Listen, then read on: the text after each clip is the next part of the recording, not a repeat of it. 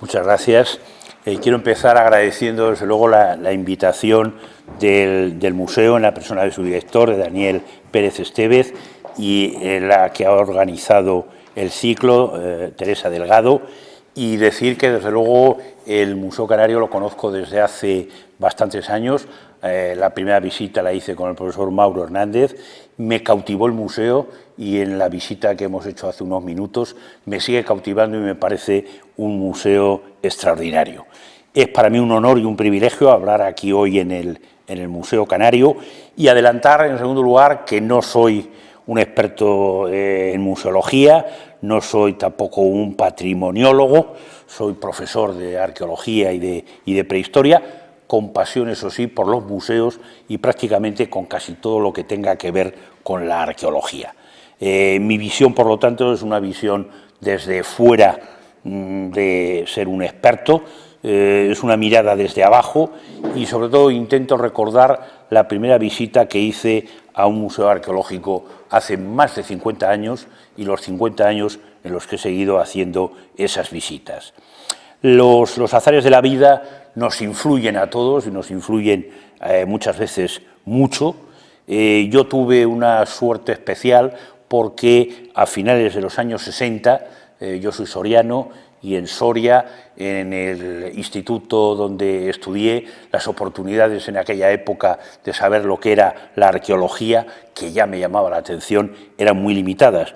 Pero tuve la fortuna de que al Museo de Soria fuera el doctor Juan Zozaya, su hija, una de sus hijas, está hoy aquí en la conferencia, y Juan Zozaya fue el nuevo director del Museo Numantino, y con Juan Zozaya yo aprendí lo que era la arqueología, lo que era hablar en una estufa en el frío despacho que tenía entonces en el museo. Hice las primeras excavaciones con Juan Zozaya y descubrí otra cosa también que me fascinó, que fue un día que me llevó a una casa que tenía alquilada enfrente del Palacio de los Condes de Gómara en Soria, donde había vuelto de Londres con un montón de libros ilustrados en color y en inglés que me abrieron otro mundo, y me dijo Zozaya, algún día tienes que intentar llegar a esto. Todavía lo sigo intentando, pero ese recuerdo me acompañará desde luego siempre. Bien, la arqueología, y aunque sea redundante, creo que es una actividad intensa, profunda, de tareas muy distintas. En arqueología leemos y escribimos, investigamos y divulgamos, evaluamos y conservamos, describimos e imaginamos, tenemos aspectos teóricos y aspectos prácticos, tenemos trabajo de campo y trabajo de biblioteca. Es decir, probablemente uno de los aspectos más fascinantes de la arqueología es ese viaje continuo de uno a otro extremo de cada uno de esos caminos. Cuando mi generación terminó la licenciatura, entonces eran licenciaturas, a mediados de los años 1970, desde luego la arqueología y el mundo eran diferentes. Los últimos 40 años han visto un avance impresionante de la investigación, también un fenómeno importante, la profesionalización de la arqueología. En tercer lugar, la socialización y divulgación de nuestra disciplina. Luego comentaré qué es eso de la arqueología pública, que es algo que ha surgido también en las últimas décadas. La explosión de la arqueología digital, todo lo digital también nos afecta a la arqueología, y sobre todo la arqueología se ha consolidado como una investigación y como una tarea a nivel mundial, a nivel absolutamente planetario.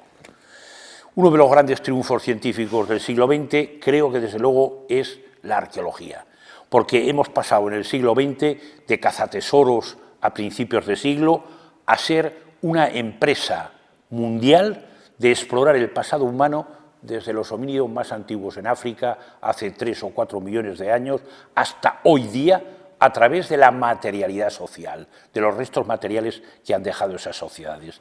La arqueología hoy tiene capacidad para tratar tiempos largos y todos los tiempos humanos. La única disciplina que puede estudiar a todos los seres humanos desde su aparición en la Tierra hasta nuestros días es la arqueología. La arqueología puede abordar problemas actuales en pasados lejanos, clima, conflictos, migraciones, pueblos indígenas, problemas de esclavitud, formas de alimentación. Todo eso son problemas actuales, pero que hemos estudiado y podemos seguir estudiando en el pasado. Es lo que algunos investigadores anglosajones han llamado la deep history, la historia profunda, el estudiar la historia, por ejemplo, de la alimentación humana desde los primeros homínidos hasta los fenómenos actuales del veganismo y de las formas de vegetarianismo. Todo eso también es deep history, historia profunda. Hemos abierto nuevas fronteras, todo el tema de los big data, la arqueogenética que está revolucionando el origen de las poblaciones actuales y del pasado. Bastaría recordar Ozzy, el hombre de los hielos, el arquero de Amesbury en el sur de Inglaterra, un tipo que llegó del norte de Italia y que fue uno de los primeros introductores de la metalurgia en las Islas Británicas, o la identificación del monarca Ricardo III en Inglaterra. Cada vez la arqueología tiene más valor lo que llamamos arqueología no intrusiva, es decir, la investigación a través de imaginería de satélite, el sistema LIDAR, radares de subsuelo. En unas palabras, conocer y descubrir información enterrada sin tener que necesariamente excavar, porque hay que recordar que excavar de alguna manera es destruir ese registro. Flannery, un arqueólogo norteamericano, decía de una manera muy gráfica que los arqueólogos somos los únicos científicos sociales que matamos a nuestros informantes. Cuando excavamos un yacimiento, hemos eliminado todo lo que dejaron allí la gente que vivió allí. Por eso, decía Flannery, matamos a nuestros informantes. La arqueología hoy día, además, se puede concebir como una especie de investigación que tiene una doble cara, un doble tapiz. Las sociedades del pasado, por un lado, y las maneras en las que las estudiamos. Es decir, lo que sucedió en el pasado y las maneras en que tenemos de investigar y de estudiar lo que sucedió en el pasado. Y por último, también es importante reconocer que hacemos arqueología a hombros de gigantes, recordando siempre a los predecesores que en condiciones muy duras y con muchos menos medios permitieron el avance del conocimiento para que estemos en donde estamos en la actualidad. En definitiva, creo que en las primeras décadas del siglo XXI la arqueología ha devenido en una ciencia contemporánea imprescindible para conocer la historia del mundo. Al menos la pretensión de muchos arqueólogos y arqueólogas es justamente esa. Hace poco, en un suplemento del diario El País, Sánchez Ron decía que la historia de la humanidad es como un rompecabezas multidimensional y que la arqueología es la historia profunda de la humanidad, es decir, es conocer la realidad actual y ir profundizando hacia atrás para conocer de dónde venimos y cómo hemos evolucionado en las distintas partes del planeta. Esa idea de historia profunda la ha desarrollado muy bien el profesor de la Universidad de Southampton, en Inglaterra, Clive Gamble, uno de los grandes investigadores del Paleolítico, en un libro fascinante que desgraciadamente no está traducido al castellano, Poblar la Tierra, la arqueología de la historia humana profunda. Y lo que plantea Gamble es estudiar la arqueología del mundo como el proceso de colonización desde que los primeros homínidos salieron de África hasta nuestros días, hasta que hemos ocupado las tierras del norte, la Antártida y el último rincón de la Tierra. Una aproximación absolutamente interesante. ¿Qué lugar ocupan los museos? Los museos en los últimos años en la historia de nuestro país. Pues un lugar central porque los museos fueron la primera institución que sirvió para que la arqueología se empezara a construir.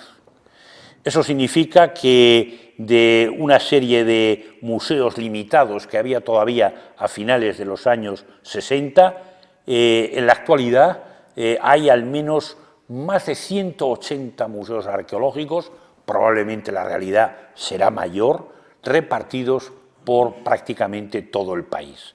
Es la institución con mayor presencia y que mejor y más comunica. La legislación tiene un hito fundamental en el año 1985 con la Ley de Patrimonio Histórico y posteriormente los desarrollos en cada comunidad autónoma.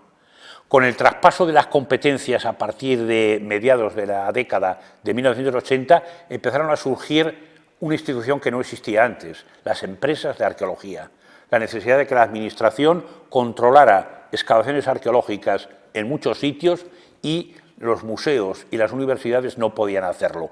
Eso es lo que han ocupado, ese nicho es el que han ocupado las empresas de arqueología. Han surgido también asociaciones profesionales, los colegios de arqueología de doctores y licenciados, la Sociedad Española de Historia de la Arqueología, una sociedad que se dedica al estudio de la ilustración en arqueología, 2015. En 1988 yo estuve unos meses en Oxford y en 1988 en Oxford descubrí que en el Reino Unido había una asociación de ilustradores de arqueología que publicaban un boletín y que celebraban las reuniones anuales a finales de los años 80. Y me dije, Gonzalo, el día que en España haya algo parecido, podremos empezar a compararnos. Bueno, eso ha llegado, pero un poco tarde, porque ADARC se fundó en 2015. La arqueología en las universidades han ido creciendo las plazas, los departamentos. En 2009-2010 empezaron los primeros grados de arqueología en unas pocas universidades.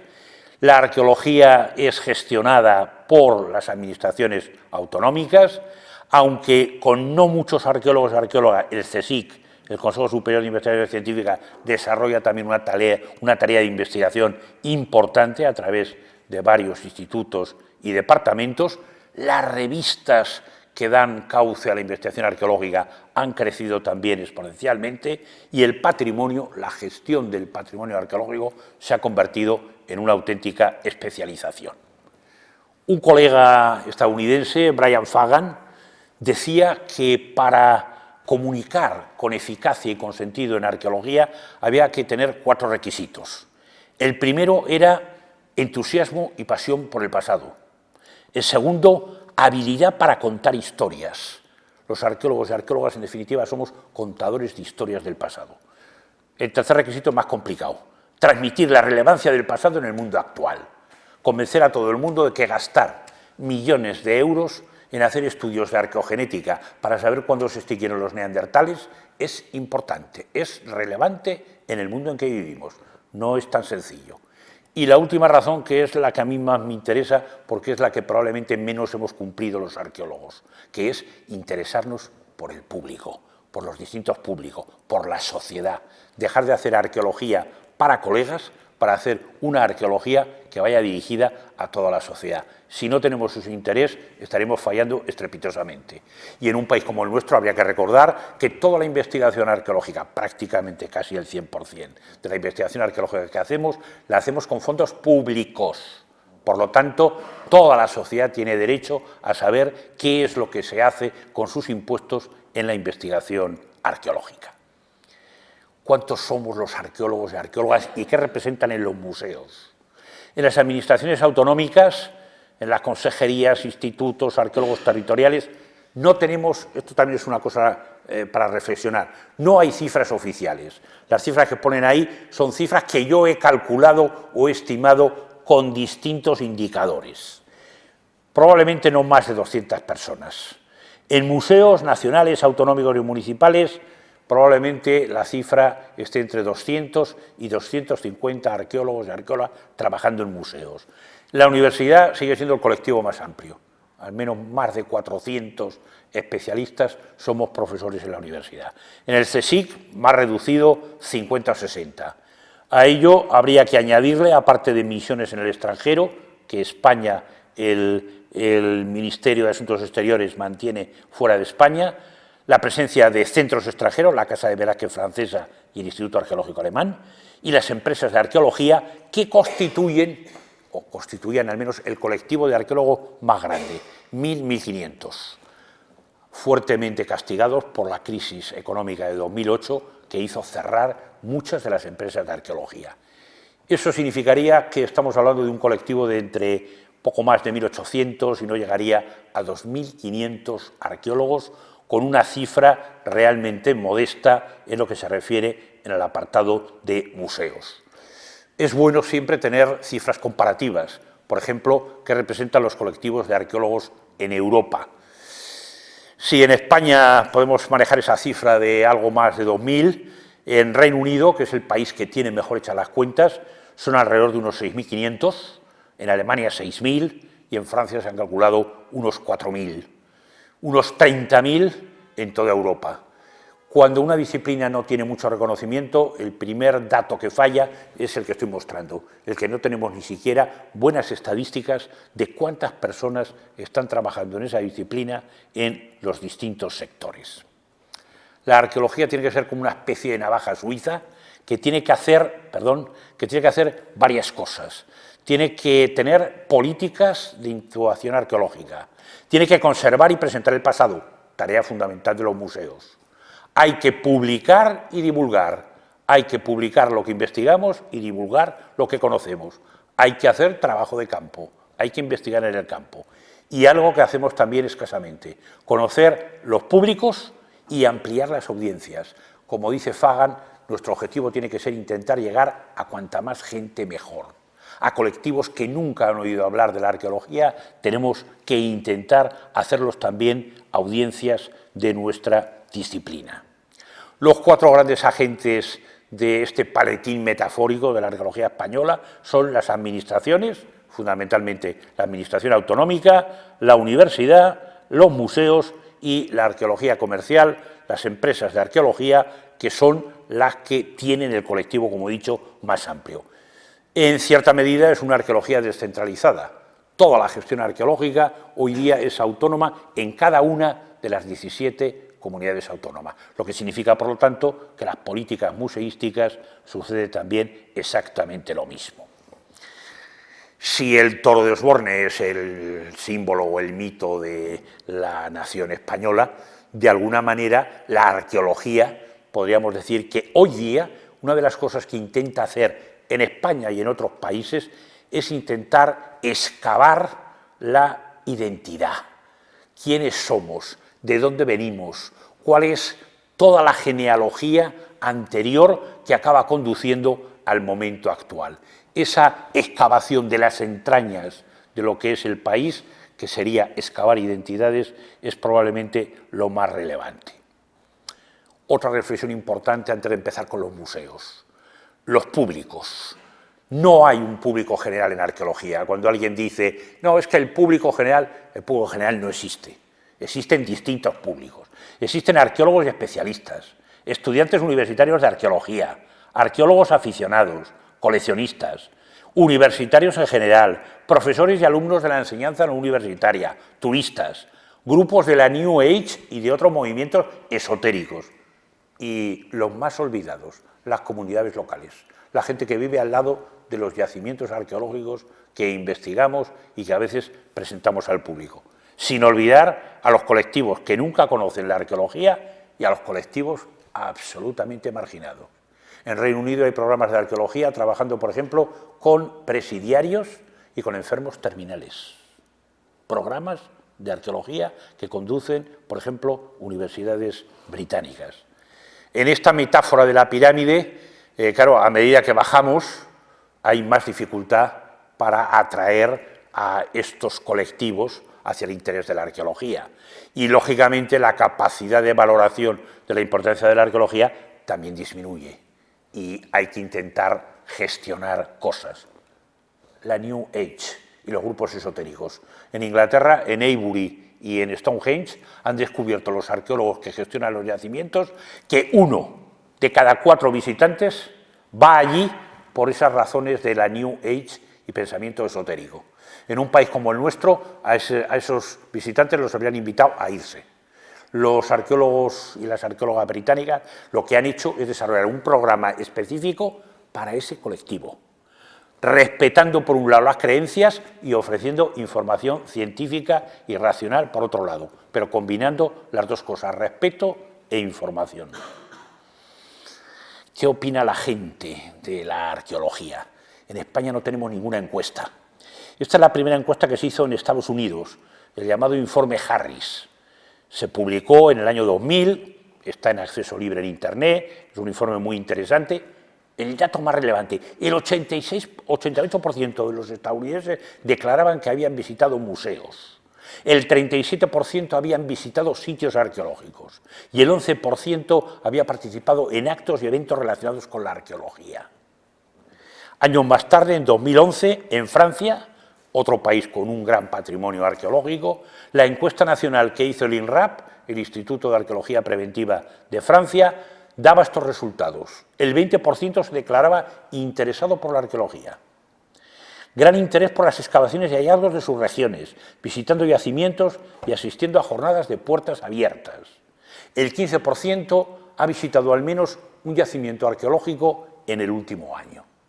Y la encuesta más reciente, publicada hace poco por la Sociedad para la Arqueología Americana, la encuesta Ipsos, Percepciones de la Arqueología, en lo que nos interesa, declaraba que el 87% de los encuestados pensaban que los estudiantes americanos debían aprender en la escuela de qué trata la arqueología para poder tomar decisiones más adelante. Y otra declaración interesante, ¿cómo aprenden sobre arqueología los estadounidenses en esta encuesta de 2018? El 58% en las aulas y en libros específicos y el 57% en museos. Un dato esperanzador, 57%, incluso por delante de la televisión, de las películas y de otros medios impresos. También habría que recordar que otros cauces resultaban menos alentadores. 1 de cada 3 americanos declaraban en esa encuesta que había visitado un yacimiento arqueológico. 1 de cada 3, lo cual significa que, desde luego, la atracción de los sitios arqueológicos es fuerte. Y cuando se les preguntaba qué estudia la arqueología, artefactos, culturas del pasado, restos humanos, cerámica, todas ellas respuestas plausibles y acertadas. Únicamente había aquí una alarma wrong, equivocado, que es que nada menos que un 54% declaraba que la arqueología estudia los dinosaurios. Pero probablemente en eso tenga que ver mucho el cine y las ficciones que han mezclado precisamente a los dinosaurios con los primeros cavernícolas. Televisión, clases, libros escolares y museos. Un punto para la esperanza, para pensar que no todo está perdido a través de una actividad, si queremos, tan tradicional y en cierto modo rutinaria como es la de los museos. Esto es una impresión mía que recuerda a mis primeros años escolares cuando me llevaban a ver algunos museos. Los museos arqueológicos como productos congelados en el tiempo, una especie de entomología de la materialidad del pasado. En lugar de colocar mariposas o mariquitas en la pared, lo que se clavaban eran puntas de flecha, fragmentos cerámicos, exactamente casi en el mismo ejercicio de entomología de esa materialidad del pasado. La primera vez que fui a ver el Museo Arqueológico Nacional con 11 o 12 años, la impresión se la he robado al roto en ese chiste que he tuneado, porque la impresión que me causó el Museo Arqueológico Nacional es que aquello era verdaderamente un monstruo que echaba para atrás y que desde luego no presentaba ningún aliciente. En aquella época ya me di cuenta que tenían que mejorar muchas cosas. Veremos los problemas con los especialistas, los recursos online que hoy día están disponibles, las nuevas tecnologías, la posibilidad de atraer distintas audiencias y, el más importante y no despreciable, la sostenibilidad y la viabilidad económica de esos centros. Los museos arqueológicos son de alguna manera depósitos de la basura glamurosa del pasado, pues en cierto modo, desde luego juzgando por su origen, los precedentes en el siglo XVII y XVIII y desde luego a lo largo del siglo XIX, la respuesta debería ser sí. Realmente lo que hacían los museos, esos primeros museos, era realmente recoger la basura con mayor sentido estético y artístico y colocarla en las vitrinas y en los museos. Hace 2 días leí en un suplemento que una escritora, Beatriz Charlot, decía: los objetos tienen una dura temporalidad que siempre los remite al recuerdo. Los objetos tienen una dura temporalidad que siempre los remite al recuerdo, hablando de los objetos de la vida cotidiana. Pero es que los objetos arqueológicos fueron también en su día objetos de la vida cotidiana. Este señor, este arqueólogo francés, Laurent Olivier, autor de un libro fantástico, La sombra abismal de los tiempos, que apareció publicado en 2008, y que está a punto de ser traducido al castellano, y he tenido el honor de hacer el prólogo del libro de Laurent Olivier. Laurent Olivier, cuando leí ese libro, me cautivó porque decía algo que normalmente nadie o muy pocos arqueólogos explicarían de esta manera. La arqueología no es una disciplina histórica ordinaria. Trata de la memoria encerrada en la materia de los objetos, no de los sucesos, de los momentos del pasado, ni siquiera de la gente del pasado. Lo que sostiene Laurent Olivier es que la arqueología lo que trata de recuperar es la memoria encapsulada en los objetos que rescatamos a través de las excavaciones. Esa idea de memoria y de objetos es sin duda a la que se refería Beatriz Sarlot en ese comentario. Los objetos tienen una dura temporalidad que siempre los remite al recuerdo. He compartido mucho de lo que dice Laurent Olivier. Creo que, parodiando palabras del escritor Rafael Sánchez Ferlosio, la memoria nos hace. Ferlosio decía, la palabra nos hace. Yo, en el caso de la arqueología, diría, la memoria nos hace. Los recuerdos dan sentido a las vidas personales y los recuerdos dan sentido al registro arqueológico. Hay un libro también interesantísimo del británico Colin Renfrew, La formación de la mente humana, que también está sin traducir, lamentablemente, en el que es una llamada de atención sobre cómo la verdadera arqueología tendría que descubrirnos cómo ha evolucionado y se ha configurado el cerebro humano. Hoy día, por ejemplo, los estudios de neurología están permitiendo conectar con el estudio de las primeras herramientas de piedra que fabricaron los primeros homínidos, relacionar la evolución del cerebro con la tecnología lítica y con el desarrollo de ese cerebro.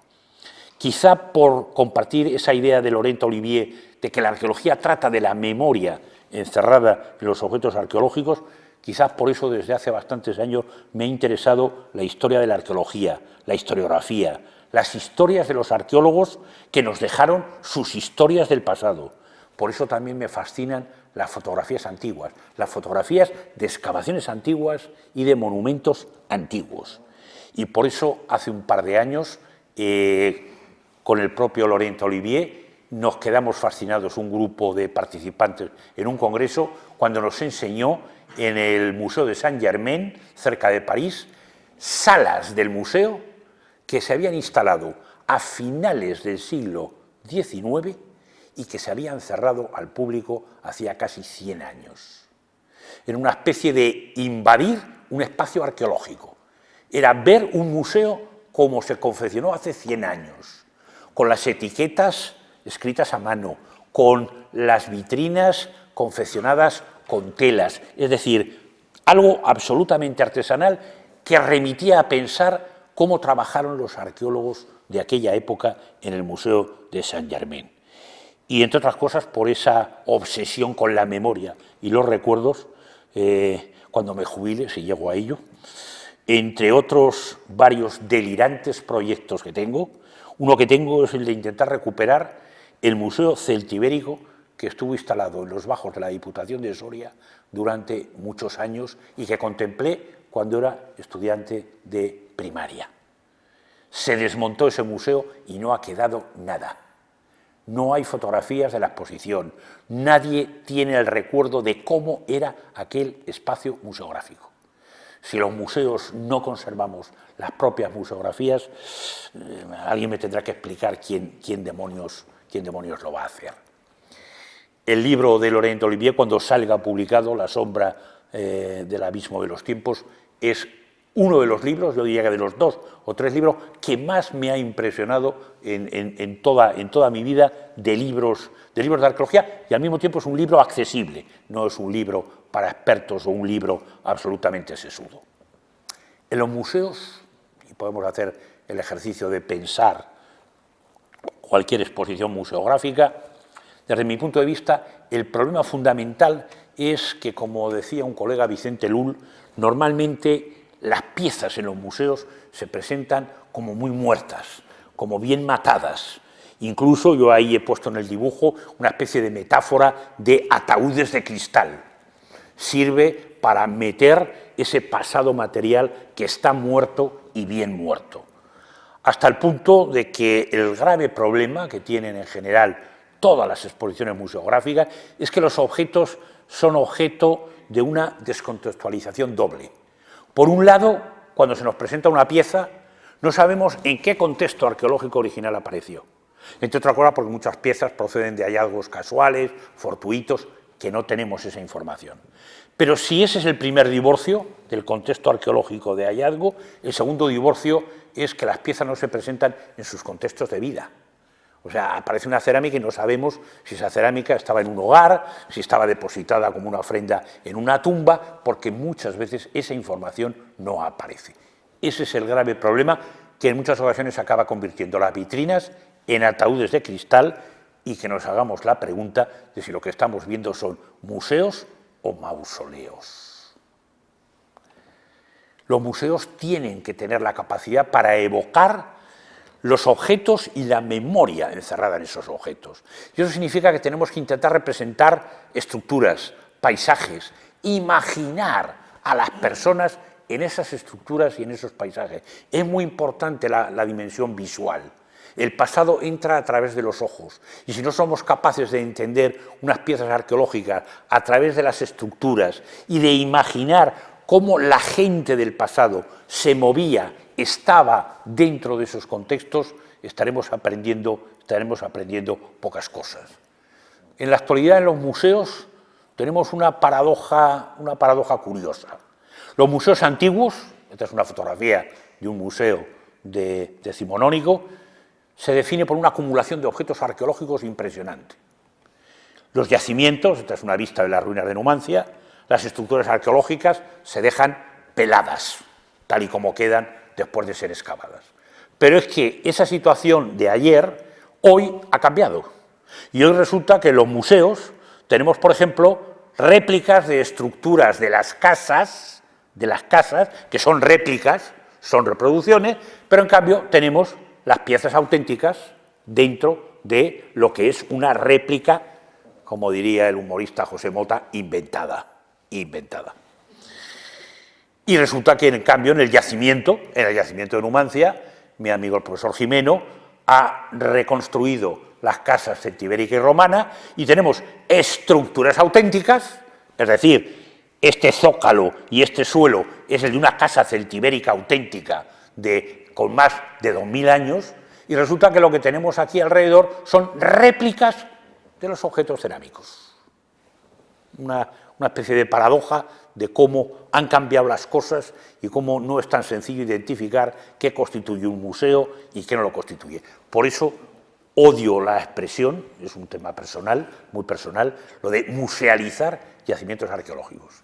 Es una expresión muy generalizada, hay congresos arqueológicos con ese nombre, e incluso en un libro que acaba de aparecer he escrito también una colaboración con el profesor Alberto Lorrio, que también utiliza el término, pero me resisto a hacerlo. Los museos arqueológicos en la actualidad tienen varias funciones. Una de ellas, sin duda alguna, es la función turística y atractiva, es decir, constituir polos de atracción. La idea con que la administración de la Comunidad de Valencia construyó el famoso MARC, el Museo Arqueológico de Alicante, fue justamente esa. Alicante es un destino europeo que atrae a cientos de miles de europeos. Bueno, pues además del sol y playa, vendámosles también algo de cultura y un museo atractivo. Y os aseguro que el Museo Arqueológico de Alicante lo es.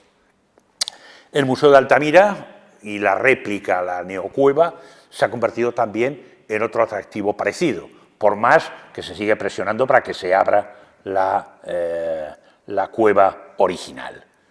El Museo de Almería es uno de los últimos. El Museo Arqueológico Nacional fue completamente remodelado e inaugurado en 2014, con un gran éxito de público. El primer año el Museo Arqueológico Nacional atrajo 1 millón de visitantes. 1 millón de visitantes, que es la cifra que habría tenido antes del cierre para la remodelación en 10 o 15 años acumulados. En la actualidad esa cifra también ha bajado, porque lógicamente una vez que se pasa la novedad cuesta más mantener eso. una cosa que no hacemos en el mundo de los museos arqueológicos. Cuando se publican libros, las revistas de investigación publicamos reseñas sobre cómo son los trabajos. O para publicar un artículo en una revista, lo mandamos a evaluar, lo que llamamos peer review, evaluación de pares, para que otros colegas corrijan, rectifiquen, señalen problemas en ese artículo. ¿Sería posible intentar hacer algo parecido, un proceso de peer review, de evaluación de pares, con las museografías arqueológicas? En lugar de que simplemente las museografías se hagan con un determinado asesoramiento, lo dejo como una posible idea. Los museos hoy día son, como reflejo en esta imagen, atracción museográfica, conjunto de textos, discursos, curiosidades, mediación, ideas, objetos, es decir, todo un discurso entrelazado que lo sigue haciendo, creo que enormemente atractivos. Algo que debería aparecer normalmente en cualquier museo arqueológico, explicar cuál es el procedimiento arqueológico y, de luego, el más básico de ello, cuál es el valor, la importancia y el procedimiento de cómo funciona una excavación arqueológica. Pocos museos lo hacen. Este Museo de la Evolución Humana de Burgos tiene algunos problemas, pero tiene el mérito de que eso lo cubre perfectamente bien. Los museos arqueológicos son normalmente también bastante tradicionales. ¿Qué quiere decir bastante tradicionales? Que ha habido que esperar a 2016 para que un museo, el Museo de Prehistoria de Valencia, sea el primer museo arqueológico español que ha ofrecido una exposición con el tema de los cómics. Antes comentaba que en Francia, en Bélgica, en Suiza o en Austria hay cantidades de exposiciones, por ejemplo, sobre el mundo galo y sobre el mundo galo-romano, que se hace utilizando Astérix y Obélix, los famosos personajes del cómic francés. Bueno, eso da una idea de que parece que utilizar el cómic es poco serio, cuando en realidad los tratamientos que hagamos con ello es lo que son serios o no son serios, no la idea de utilizar el cómic como excusa. La arqueología pública tiene que ver mucho con cómo son los museos actuales. ¿Qué es lo que estamos llamando arqueología pública? Pues estamos llamando arqueología pública a todo aquello que tiene que ver con la arqueología y que está fuera de los expertos y de las instituciones arqueológicas. Y todo aquello que está fuera de los expertos y de las instituciones arqueológicas cada vez es más importante. Eso ha afectado a que, por ejemplo, aparezcan revistas especializadas con el título de Arqueología Pública, a que haya todo un movimiento desde los años 90 de nueva museología, que hayan crecido, y en los museos se utiliza también, por ejemplo, los grupos de reconstrucción histórica. La gente que se viste como antiguos galos, como romanos o como, sencillamente, militares franceses de la Guerra de la Independencia, para hacer, a través de los grupos de reconstrucción, una divulgación de la época. También ha tenido mucho que ver el World Archaeological Congress. Es una institución que surgió en 1986 y que está ligada sobre todo a países del tercer mundo, a países en donde la arqueología no ha tenido ayuda o en donde, por ejemplo, los jóvenes en esos países no pueden estudiar carreras de arqueología. Eso lo ha estado tratando de impulsar el WAC, el World Archaeological Congress, que lleva celebradas 8 ediciones. Y en general todo lo que llamamos el giro postprocesual, que es el giro posmoderno, la posmodernidad, todo lo que tiene que ver con el simbolismo, con los significados culturales, han tenido una grandísima importancia. Esto lo voy a saltar porque no nos añade nada significativo, y sí voy a comentar una cosa también aparentemente rara. Podemos hacer un paralelo entre los museos arqueológicos y los zoológicos. Bueno, pues Cornelius Holtorf, este tipo, que está ahora en esa universidad sueca, escribió un artículo hace unos años sobre los zoos como patrimonio, una perspectiva arqueológica. Y acababa reflexionando cómo los arqueólogos podemos aprender algunas cosas a través de la evolución que han tenido el propio concepto de zoo, el propio concepto de zoológico, en una revista publicada en 2008. La Asociación Mundial de Zoos tiene reflejadas más de 1.200 instituciones, 600 millones de visitantes cada año, es el tipo de museo más visitado del mundo. En el siglo XIX, lo exótico de la naturaleza salvaje se presentaba en los zoológicos y lo exótico de las culturas humanas se presentaba en los museos arqueológicos. Un inicio de paralelo. Pero así como los antiguos zoológicos han empezado a tener mala prensa desde hace por lo menos 4 o 5 décadas, eso no le ha sucedido a los museos, aunque creo que hay motivos para que pensáramos que sí, porque las rejas que encierran la naturaleza de los animales no deja de ser tampoco un trasunto de las rejas que encierran las piezas arqueológicas metidas dentro de las vitrinas de los museos. Los primeros zoológicos eran exhibición de animales salvajes en cautividad en espacios reducidos. Los zoos actuales llevan sufriendo una erosión desde hace décadas. Hoy día el zoológico no es un sitio atractivo y con un mensaje, entre comillas, progresista. No lo es. Eso se puede comprobar si uno va, por ejemplo, a Santander, en Cantabria, y visita el Parque de la Naturaleza de Cabárceno. El Parque de la Naturaleza de Cabárceno invita a ver animales, pero en grandes espacios. Los barrotes han desaparecido. La gente tiene que ser capaz de apreciar los animales en ecosistemas que sean lo más parecido a sus ecosistemas naturales. Y desde luego la visita entre la antigua Casa de Fieras del Retiro, que yo vi de pequeño, y el Parque de Cabárceno, absolutamente no tiene color. Bueno, pues algo parecido están haciendo algunos museos arqueológicos. Esta es una vista de la entrada del Museo de Historia Natural de Washington, de la Smithsonian, un museo fantástico, que además ha hecho una sala de los orígenes humanos magnífica, también hay que decirlo, con financiación privada de un millonario americano que ha donado un montón de millones de dólares para renovar las salas. Ahí lo que vemos es un poco la sociedad del espectáculo del siglo XXI. Cantidad de gente, elementos más o menos atractivos en esta especie de gran hall de recepción, pero al mismo tiempo por dentro el museo es diáfano, los materiales están muy seleccionados, los textos, como vamos a ver, son breves y hay animación a través de esculturas. Es un espacio que invita a perderse, algo parecido a lo que he comentado del parque de la Naturaleza de Cabárceno. Algo que también hemos perdido. Tromsø, en Dinamarca, en el primer museo arqueológico nacional, y este es un grabado de principios del primer tercio del siglo XIX, mostraba piezas arqueológicas a los visitantes. Mostraba piezas arqueológicas a los visitantes. Eso ha desaparecido por los letreros que imperan en todos nuestros museos. Prohibido tocar. Prohibido tocar. Y resulta que en algunas tradiciones como la anglosajona, justamente lo que se está haciendo es lo contrario, invitar a tocar. Hay un programa que ha tenido mucho eco en arqueología que se llama Hands On, las manos encima, las manos encima.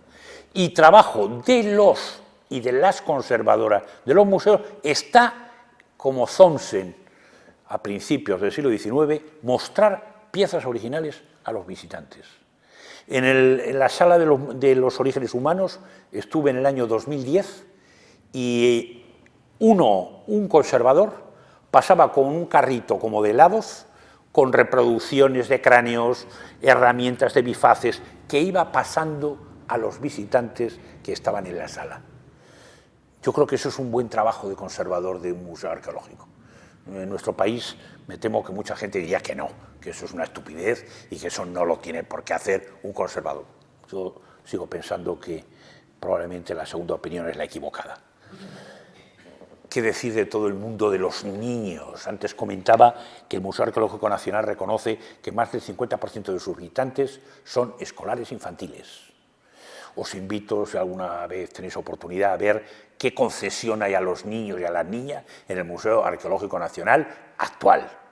Os lo digo rápidamente, ninguna, absolutamente ninguna, a pesar de que constituyen, insisto, más de la mitad de la muestra. Todas estas fotografías son de programas de otros museos o de algunos museos españoles que van incorporando ese tipo de actividades. En los museos arqueológicos de este país, ¿hay espacio para la heterodoxia? Me temo que normalmente la respuesta es no. Esto que estamos viendo es una sala del Museo Arqueológico de Albacete, en donde Rubí Sanz tuvo la genialidad de invitar a artistas a colaborar en una presentación alternativa de materiales arqueológicos junto con manifestaciones artísticas. Por ejemplo, obras que hacían artistas locales inspirándose en piezas arqueológicas. Más relación con el arte. Esto me llamó la atención, salió en la prensa hace poco tiempo. Mar Hernández, un artista que excava entre las ruinas del tiempo con su arte. Una exposición en el Museo, ojo, de Arte Moderno de Cartagena, Estratos Arqueología del Tiempo.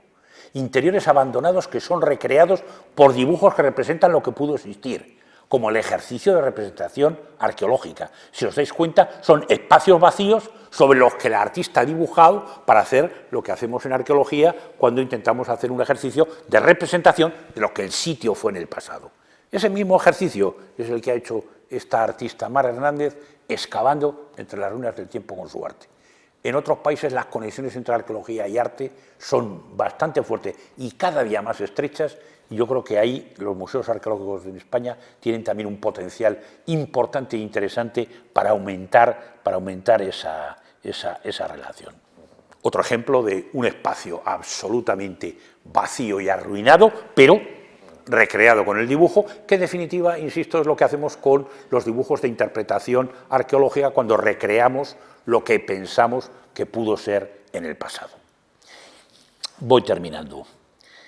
Hoy día, los retos y oportunidades de los museos del siglo XXI constituyen, en primer lugar, yo creo que no ofrecer muchas dosis de información e intentar ofrecer provocación. A los visitantes hay que interpelarlos, hay que sacudirlos, hay que darles mensajes que les digan algo. Y ese algo puede ser, en parte, por ejemplo, una adaptación continua a nuevas realidades, problemas actuales, migraciones, pobreza, desigualdades. Eso está en el presente, eso está en el pasado. Y la historia une a través de hilos el pasado y el presente. Otra cosa que también comentábamos antes, que no hay que tener miedo. Las identidades hoy día, en el mundo que vivimos, constituyen un valor central.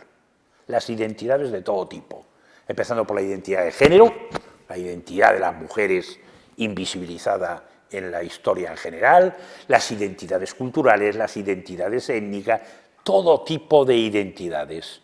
Bueno, los museos que presentan la historia del pasado, ¿no tendríamos también que entrar en esa arena para ver cómo funcionó el tema de las identidades en el pasado?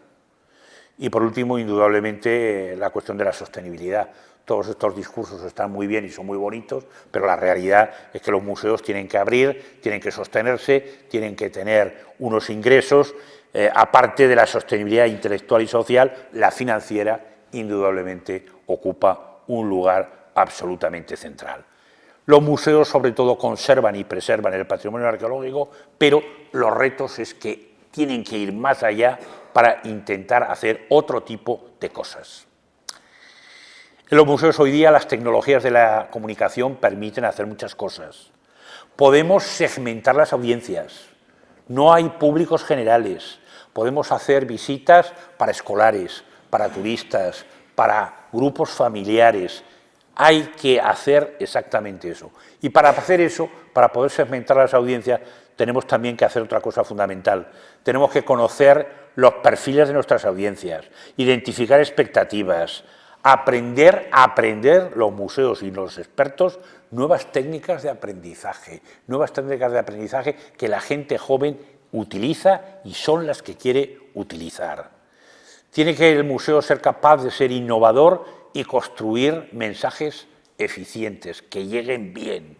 Buenas historias, más que información científica, técnicas interpretativas atractivas, como he dicho antes, provocar más que informar y, sobre todo, deberíamos recordar que los museos deberían ser lugares de encuentro que ofrecen diálogo y debate para transmitir un sistema de valores de la comunidad en la que vivimos, Todo lo demás será un mero ejercicio en el vacío sin ninguno o poco significado. Concluyo. Ante la crisis económica de 2008, los museos sobre todo han afrontado un grave problema, que es el de los recortes en la financiación. Los problemas y los retos a los que se enfrentan, y este museo es un buen ejemplo en la visita que hemos visto, es cómo combinar tradición e innovación. El Museo Canario tiene algunas salas que desde luego habría que preservar en sí mismas porque son auténticamente un museo dentro del museo actual. Hay otras salas que se pueden renovar y que se pueden cambiar, pero hay otras que tienen que permanecer, como el Peter Ribes de Oxford, tal y como se construyeron en su momento, porque a partir de ahí se puede construir enseñanza.